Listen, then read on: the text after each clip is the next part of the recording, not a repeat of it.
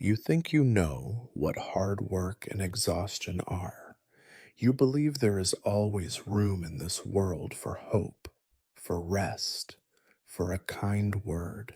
But this story is not about you, and it is not about hope. This is a story about endless mornings that bring no light, about hands worn raw from labor, about a life where pain is not a trial, but the only certainty. You are a black slave on a cotton plantation. Every day is endless torment. Every morning is just a repetition of the last.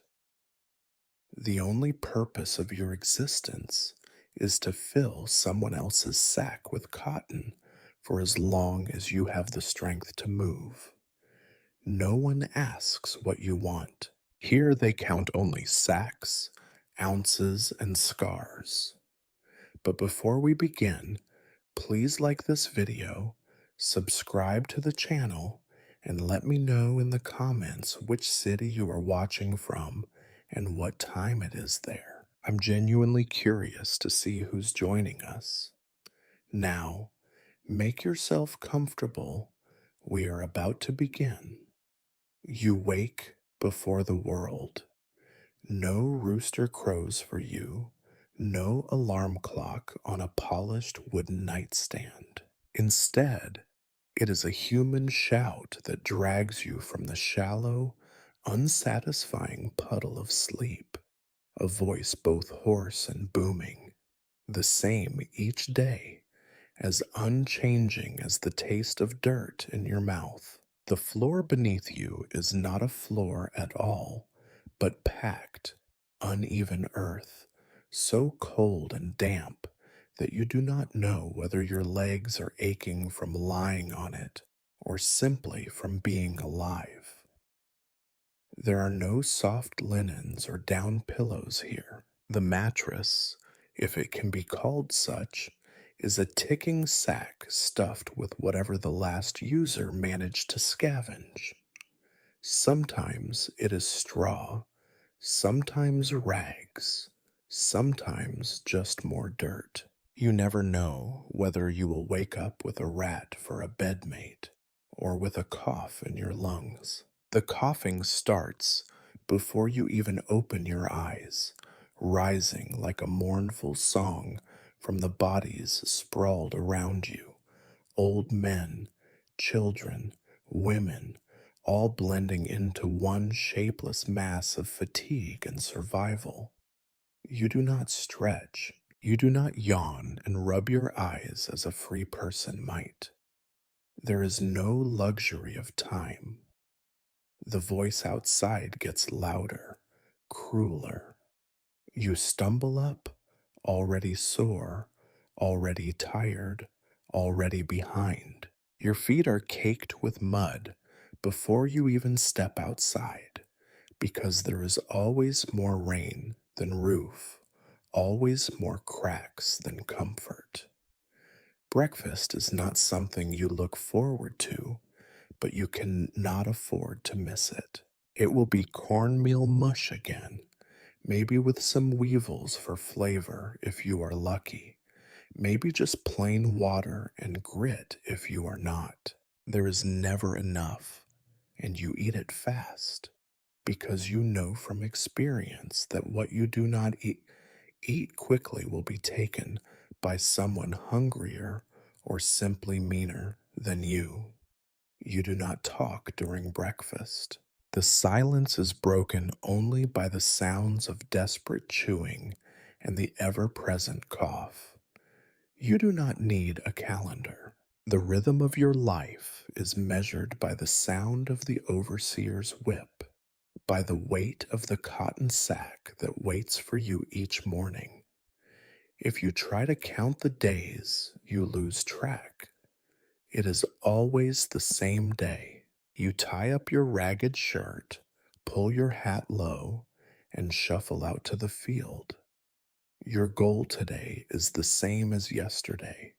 Pick enough cotton to avoid a beating, but not so much as to make tomorrow's quota even higher.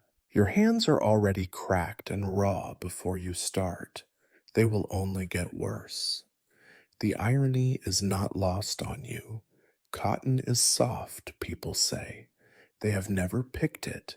Each bowl is a little fistful of thorns. Your fingers bleed, and you learn not to notice the sting because it is easier than thinking about how many days you have left. The sun is not even up, and yet you are sweating because even in the early hours, the air is heavy. It presses on your chest, a reminder that this day will be no different, no kinder than the last. You look around at the other workers, some older than you, some younger, all bearing the same haunted look. You do not speak. There is nothing to say. The overseer rides by, his horse's hooves splashing mud on your legs.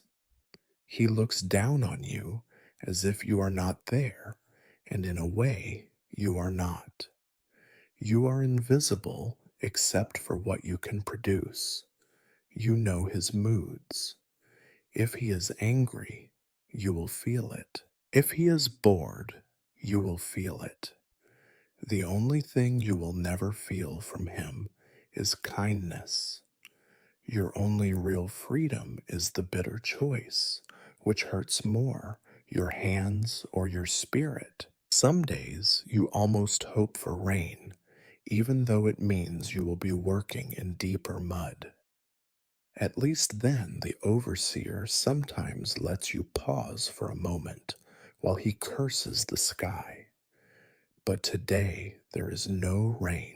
There is only the rising sun and the endless white of the cotton fields. You bend your back and begin, and the day stretches before you, a blank page already smudged with dirt and disappointment. The only thing certain is that you will be back here again tomorrow, and the next day, and the next, until your hands are too broken to move, or your body too tired to rise when the shouting comes. You wonder sometimes what it would be like to wake up with hope. Then you push the thought away. Hope is a dangerous thing here, and you cannot afford it. You have enough to carry with the sack on your back. You step into the field, and the mud rises up around your ankles in a slow, reluctant embrace. It is cold, but you know the cold is temporary.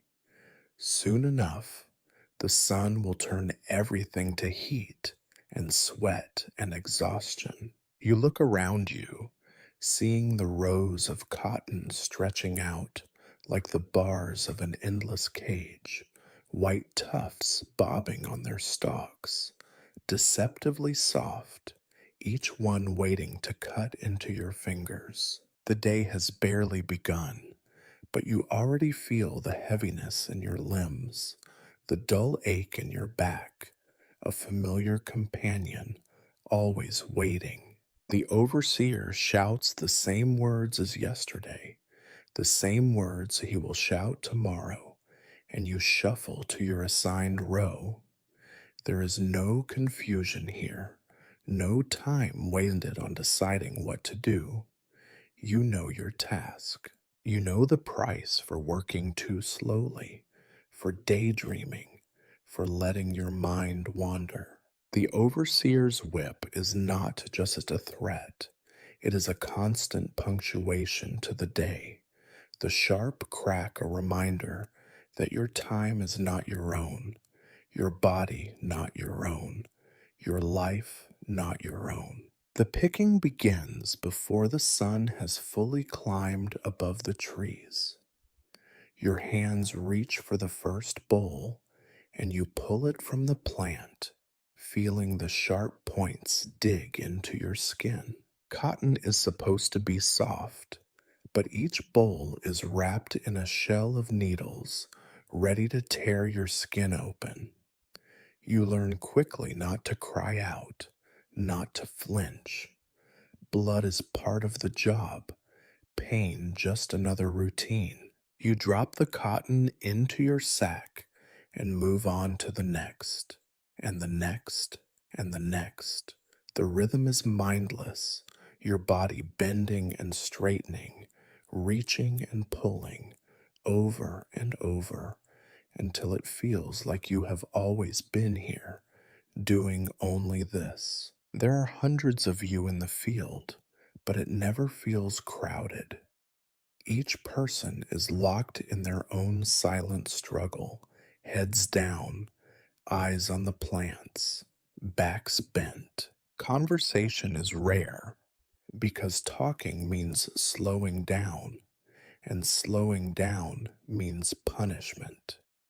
You hear only the wind, the occasional caw of a distant crow, and the constant, steady drone of human suffering. Sometimes someone hums a tune, a song remembered from somewhere else, some other life, but the music never lasts long.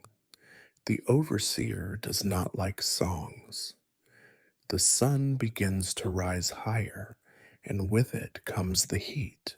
The air grows thick, heavy, pressing down on you like a smothering hand. Sweat beads on your forehead, drips down your spine, soaks into your clothes until everything is damp and itchy. There is no relief, no breeze, just the relentless sun and the endless field. You squint against the brightness, feeling your skin burn, knowing that tomorrow it will blister and peel and hurt even more. Thirst creeps up on you quietly, at first just a dry tongue, a scratch in your throat. Water comes only at set times, passed around in a bucket that always seems to be half empty by the time it reaches you. The water is warm, often dirty, tasting faintly of rust or whatever dead thing fell in last week. You drink anyway, because you have no choice. Some days you imagine the water is sweet, cool, refreshing. Most days you just swallow and move on. Your cotton sack grows heavier, cutting into your shoulder, dragging you down. You switch it from one side to the other, trying to balance the pain, but there is no comfort, only a different kind of ache. The overseer rides by on his horse, eyes sharp, looking for any sign of weakness, any excuse to stop and remind you what happens to the lazy, the slow, the unlucky. You keep your head down, your hands moving, praying he passes you by. Sometimes he does, sometimes he does not. Lunch, if it comes at all, is a short break, barely enough time to catch your breath. You eat standing, a hunk of cornbread or cold beans, sometimes nothing at all. The overseer paces up and down the rows, impatient, tapping his whip against his boot, eager to get back to the work, as if he is the one carrying the sack, the one bleeding onto the cotton. The field does not care. The sun does not care. The plants do not care. Only the weight of your sack and the number of pounds you collect at the end of the day matter. You are not a person here, not even a name, just a number, a set of hands, a tally in someone else's ledger. As the afternoon drags on home, your muscles begin to tremble, your knees grow weak, and your vision swims. The rows stretch out before you, endless and unchanging, each one blending into the next. Sometimes you think you have reached the end of your row, but you are only halfway, maybe less. The overseer's voice is always there, floating over the fields, a reminder that you are never out of sight. You dream of shade, of cool water, of anything other than cotton and dirt and sun. But dreams are useless here. Insects bite at your ankles, crawl into your clothes, sting your face. You do not bother to brush them away. There is no time. The pain from the bugs is nothing compared to the pain in your back, the cuts on your fingers, the ache in your heart. Sometimes you look up and see a bird flying overhead, free, untouchable, and you wonder what that feels like to be above it all, to see the fields as just a patch of white on a green and brown world. But you do not look up for long. Looking up is dangerous. There is no clock in the field, no bell to signal the end of the day. Time is measured only by the changing color of the sky, by the lengthening shadows, by the growing weight in your sack and your bones. You do not remember when you last laughed, last rested, last felt anything but this slow, grinding exhaustion. Evening finally comes, but it does not bring relief. There is still work to be done, always more cotton, always more demands. You think sometimes that the field will never end, that you will spend every day of your life here, picking and bleeding and sweating until there is nothing left of you but a memory. You trudge back to the quarters at dusk, sack heavier now, your body broken in 1,000 small ways. The overseer counts your haul, measures your worth, always finds it lacking. Tomorrow you will do it all again, and the day after that, and the day after that, until you forget that there was ever anything else. There are no stories here, no happy endings, only the endless field, the endless sun, the endless picking, and the hope that tomorrow you will hurt just a little less than today. You know it is a lie, but it is all you have. Evening comes, but it does not bring the peace you used to imagine it might. The sun sinks behind the horizon, staining the sky and fading red, but your work is not finished just because the day is ending. There is still the reckoning, a word that sounds like something out of an old Bible, but here it means the overseer, the scales, and the possibility of pain. You shuffle from the field toward the weighing station, sack dragging a groove behind you. The earth is cold again, though the memory of the day's heat still lingers in your clothes, mingled with the sweat and dust that cling to your skin. You do not speak to the others as you line up, cotton sacks slung over hunched shoulders, eyes fixed on the ground. Conversation is dangerous here. Someone is always listening, and anything you say can be twisted and used against you. So you listen instead to the breathing of those around you, some fast and shallow, some ragged and wet, some barely there at all, to the tired rustle of fabric, to the distant bark of a dog on the big house porch. You try not to listen to the voice in your head, the one that keeps score in a way the overseer's ledger never will. The scales stand on a splintered platform, the wooden planks stained and warped by rain and time and who knows what else. The overseer waits beside them, arms crossed, face set in that expressionless mask that means trouble. You know better than to look him in the eye, just as you know better than to look away too quickly. You drop your sack onto the scale and watch as he slides the weights along the iron rod, slow and deliberate, as if he is savoring the moment. He calls out your number, never your name. 83 pounds, he says, and his voice is as cold as the night air.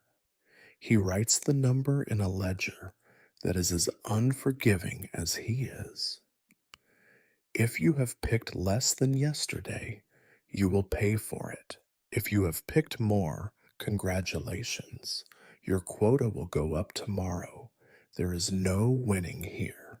There is only losing at different speeds. Sometimes the overseer picks up a handful of cotton and runs it through his fingers, searching for debris or hidden stones, anything to accuse you of cheating, of trying to lessen your burden. He finds nothing, but he narrows his eyes anyway, just to remind you who is in control. The threat of the whip hangs in the air, just another tool, just another certainty. Some evenings you see it used. Someone, maybe a boy too young to know better, maybe an old woman too tired to care, comes up short. The overseer does not need a reason to punish. Sometimes it is a matter of principle, or maybe just boredom.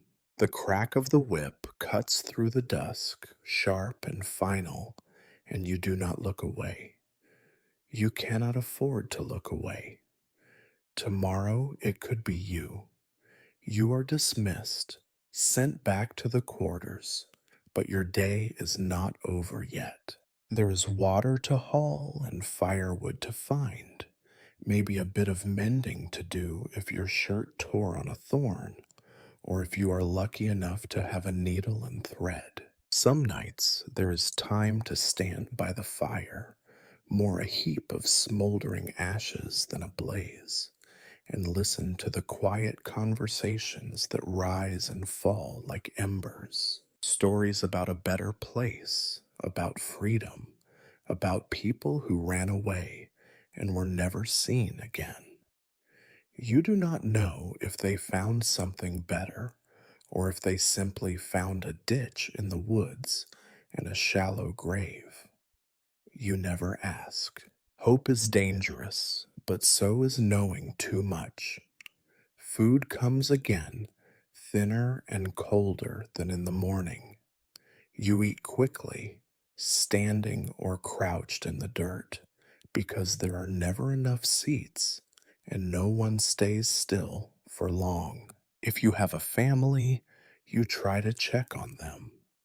If you do not, you try to avoid the troublemakers, the desperate ones who might take your last crumb or your last piece of string. Sometimes there is singing, a low hum that weaves through the night like a thread, but mostly there is silence. You watch the stars for a moment, remembering a time when the sky was just the sky and not a roof over a cage. The moon rises, fat and yellow, and you wonder if somewhere someone else is looking at it too. Someone free, someone who has never picked cotton, never bled from the thorns, never woken up to the sound of the overseer's shout. Your body aches in every possible way. Your hands are swollen. Your back is a knot of pain. Your feet burn.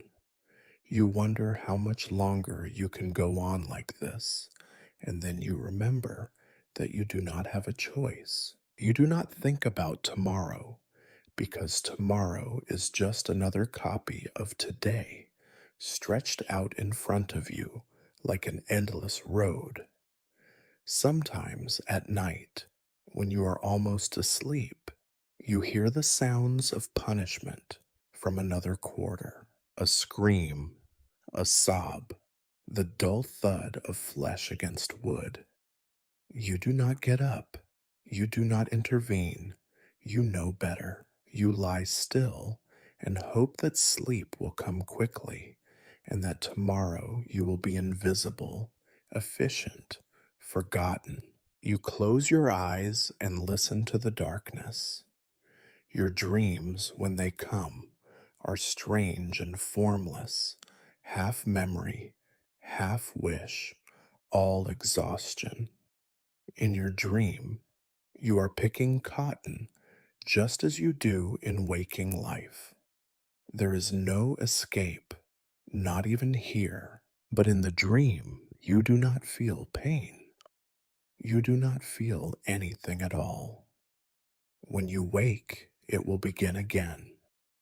The call to rise, the cold earth, the whip of expectation, the endless picking, the weighing of your worth.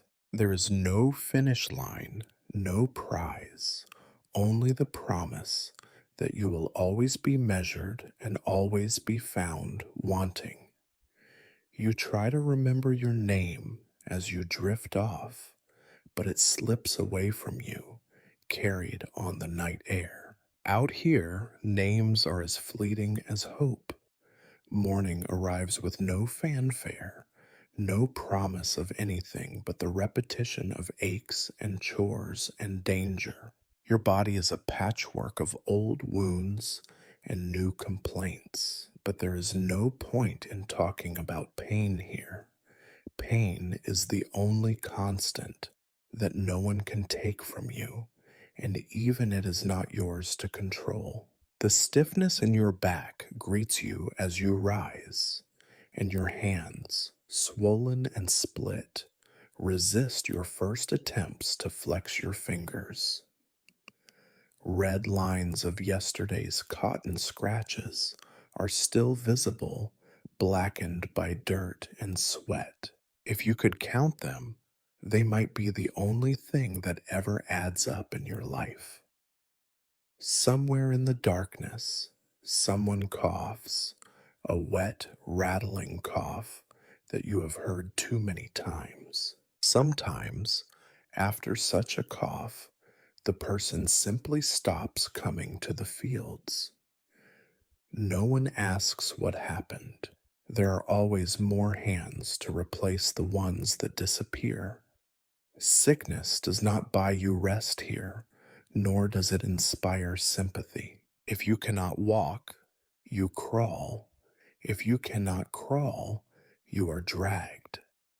The only real choice is between suffering on your feet or suffering in the dirt, and you have long since learned which option the overseer prefers. Your daily routine does not change, not for fever, not for wounds, not for nightmares that keep you awake with the sound of invisible whips in your mind.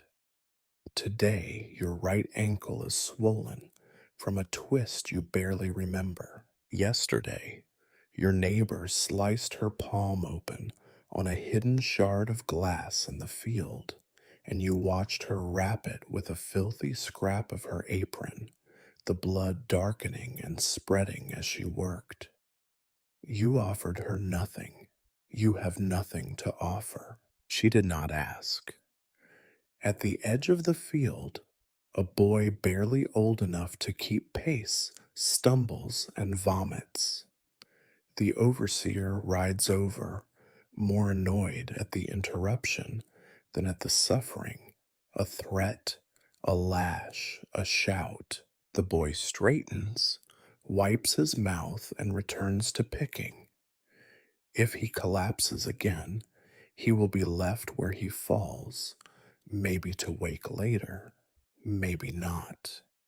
You look away. This is the lesson the field teaches. Never stop, never draw attention, never ask for anything.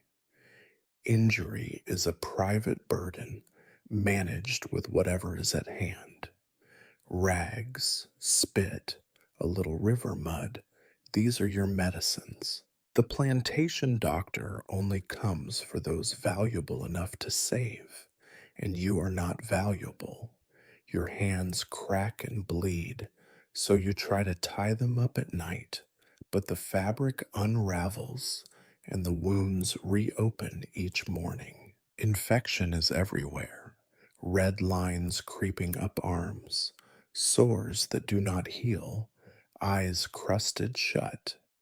Some mornings you wake and your face is swollen from a spider bite, or your breath whistles in your chest. No one cares. You do not care except that it might slow your hands.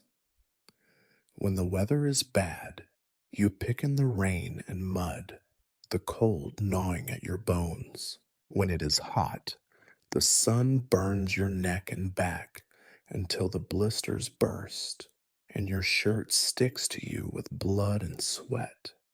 Bugs bite you everywhere, and the itching never stops. You do not have the luxury of scratching.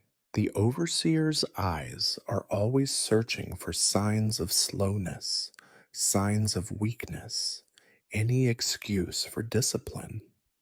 Some nights you dream of lying down and never rising, of letting the fever or the pain take you somewhere beyond the reach of the field. But you know what happens to those who do not keep up. If you are lucky, they will send you to the graveyard quietly. If not, you might become a warning, an example. The overseer likes examples. Once, long ago, someone tried to care. You remember an old woman who took time to help those who fell behind.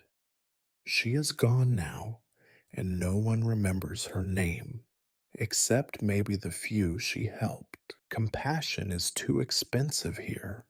It will bankrupt your body and your spirit faster than the work ever could. There is always the fear. It is a kind of sickness itself, a constant fever in your belly.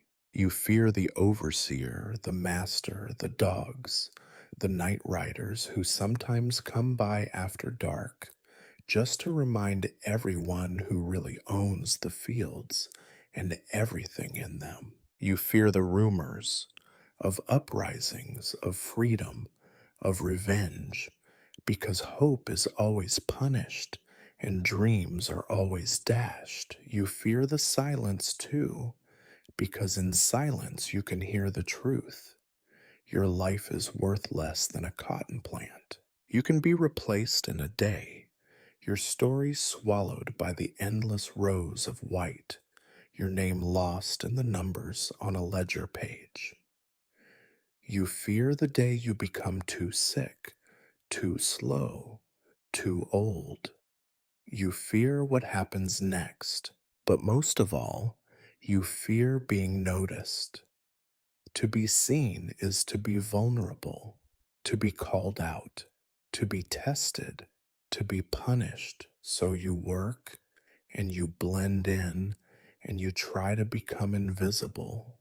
You are never quite successful, but you try anyway. At night, when you finally collapse, you do not sleep so much as fall into unconsciousness. Your dreams are filled with pain and fear, and sometimes, just sometimes, with memories of a time before all this, a warm meal, a mother's laugh, a riverbank in summer.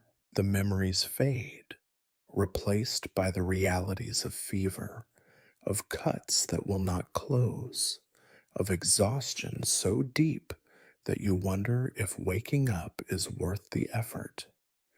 The next morning comes, and you rise again.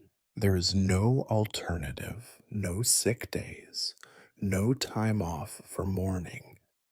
If you are lucky, your wounds have not grown worse. If you are unlucky, they have, but you still rise. You always rise because the only thing more frightening than another day in the field is not having another day at all. Here, in this place, your body is not your own, and your suffering is not special. It is ordinary, expected, and ignored. If you have learned anything, it is that you are not allowed to be weak, not in sickness, not in pain, not in fear. Weakness is a luxury, and here luxuries are for someone else. So you continue every day, every wound, every tremor of terror and fatigue, a part of the great grinding machine that turns flesh into cotton and dreams into dust. Your only hope is that for one more day you will endure. You might think that after enough years in the cotton fields, a person would grow used to it, would find some secret, some trick to ease the misery.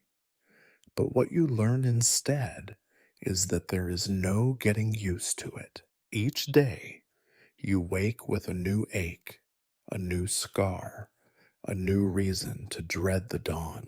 You have watched people come and go, boys who thought they were strong, girls with laughter that faded in the sun, old men who finally just lay down and did not get up again.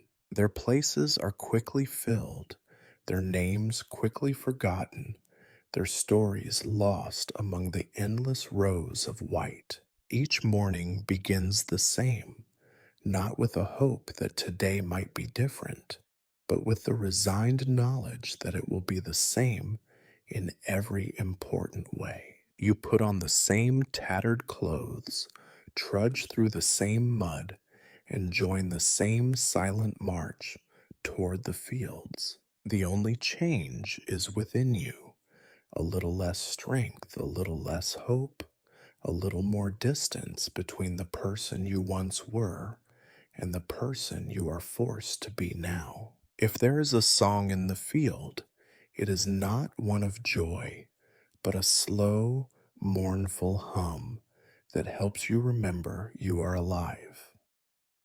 The words, if there are any, are half prayer, half memory, half a desperate promise to keep moving until night comes. The melody drifts above the rustle of cotton, the dull thud of sacks against tired backs, the sharp bark of the overseer's voice. You do not sing to be heard, but to keep from being forgotten, even by yourself. Sometimes rumors find their way to the fields, as persistent as the wind. A neighbor whispers that someone ran away last week, that someone else was caught, that someone was found hiding in a creek bed or in the back of a wagon headed north. A few claim to have heard that soldiers are coming, or that freedom is just over the next hill, or that the master's fortunes are turning. These rumors move from row to row, growing and twisting with each telling. You listen, but you have learned not to believe.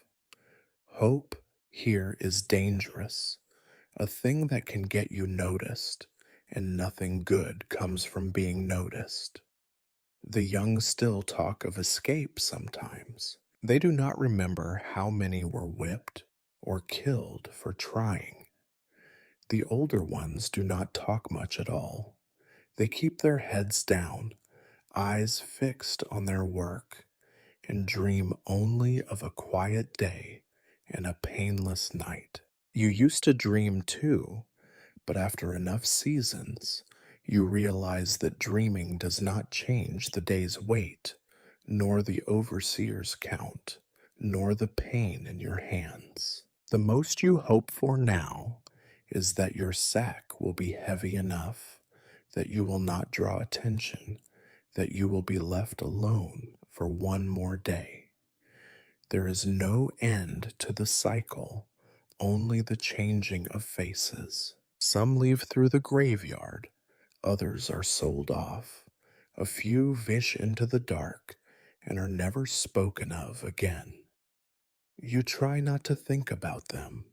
You try not to think about yourself either. If you could peel away the layers of dust and sweat and misery, would there be anything left beneath? You are not sure anymore. Sometimes the world intrudes on your prison. You see strangers pass by the road, sometimes white, sometimes black, all free in ways you cannot imagine. You wonder what it would be like to walk away, to look at the fields, and know you will never have to return. Once, years ago, you saw a group of white children dressed in fine clothes, laughing and chasing each other in the yard by the big house. For a moment, you almost remembered what it was to laugh. Then the overseer shouted, and the moment was gone. At night, you gather by the fire if there is enough wood and if the weather allows.